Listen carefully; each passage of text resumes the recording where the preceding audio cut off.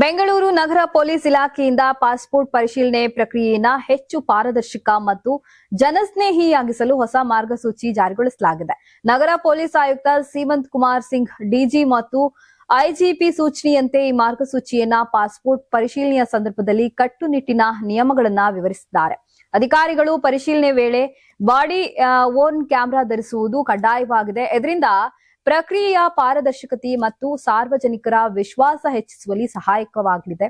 ಇನ್ನು ಹೊಸ ಮಾರ್ಗಸೂಚಿಯಂತೆ ಪಾಸ್ಪೋರ್ಟ್ ಅರ್ಜಿದಾರರನ್ನ ಯಾವುದೇ ಕಾರಣಕ್ಕೂ ಪೊಲೀಸ್ ಠಾಣೆಗೆ ಕಳಿಸಬಾರದು. ಬದಲಾಗಿ ಸಂಬಂಧಿಸಿದ ಅಧಿಕಾರಿಗಳು ಕಡ್ಡಾಯವಾಗಿ ಅರ್ಜಿದಾರರ ವಾಸಸ್ಥಳಕ್ಕೆ ಭೇಟಿ ನೀಡಬೇಕು. ಈ ಭೇಟಿಯಲ್ಲಿ ಅರ್ಜಿದಾರರ ನೆರೆಹೊರೆಯವರಿಂದ ಅಗತ್ಯ ಮಾಹಿತಿಯನ್ನ ಸಂಗ್ರಹಿಸುವುದು ಮಾರ್ಗಸೂಚಿಯ ಭಾಗವಾಗಿದೆ. ಇದರಿಂದ ಪರಿಶೀಲನೆ ಸಮಗ್ರವಾಗಿ ಮತ್ತು ನ್ಯಾಯಯುತವಾಗಿ ನಡೆಯುತ್ತದೆ.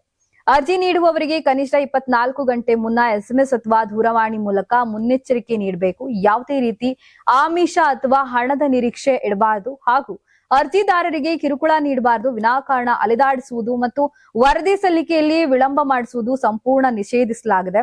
ಈ ನಿಯಮಗಳು ಪಾಸ್ಪೋರ್ಟ್ ಪರಿಶೀಲನೆ ಪ್ರಕ್ರಿಯೆಯನ್ನ ಸರಳ, ಸುರಕ್ಷಿತ ಮತ್ತು ಜನಸ್ನೇಹಿಯಾಗಿಸಲು ಮಾಡಲು ಉದ್ದೇಶವಾಗಿದೆ. Karnataka TV leader awards 2025 best MLA nomination Bengaluru ವಿಭಾಗ ಎಸ್ಆರ್ ವಿಶ್ವನಾಥ್ ಯಲಹಂಕ ಕ್ಷೇತ್ರ, ಪ್ರಿಯಾ ಕೃಷ್ಣ ಗೋವಿಂದರಾಜನಗರ ಕ್ಷೇತ್ರ, ಎಚ್ಸಿ ಬಾಲಕೃಷ್ಣ ಮಾಗಡಿ ಕ್ಷೇತ್ರ, ಸತೀಶ್ ರೆಡ್ಡಿ ಬೊಮ್ಮನಹಳ್ಳಿ ಕ್ಷೇತ್ರ, ಉದಯ್ ಬಿ ಗರುಡಾಚಾರ್ ಚಿಕ್ಕಪೇಟೆ ಕ್ಷೇತ್ರ, ಎಸ್ ರಘು ಸಿವಿರಾಮನ್ ನಗರ ಕ್ಷೇತ್ರ, ರಿಜ್ವಾನ್ ಅರ್ಷದ್ ಶಿವಾಜಿನಗರ ಕ್ಷೇತ್ರ, ಎನ್ಎ ಆರಿಸ್ ಶಾಂತಿನಗರ ಕ್ಷೇತ್ರ, ಶರತ್ ಬಚ್ಚೇಗೌಡ ಹೊಸಕೋಟೆ ಕ್ಷೇತ್ರ, ಧೀರಜ್ ಮುನಿರಾಜು ದೊಡ್ಡಬಳ್ಳಾಪುರ ಕ್ಷೇತ್ರ, ಎನ್ ಶ್ರೀನಿವಾಸಯ್ಯ ನೆಲಮಂಗಲ ಕ್ಷೇತ್ರ, ಎಂ ಕೃಷ್ಣಪ್ಪ ಬೆಂಗಳೂರು ದಕ್ಷಿಣ ಕ್ಷೇತ್ರ.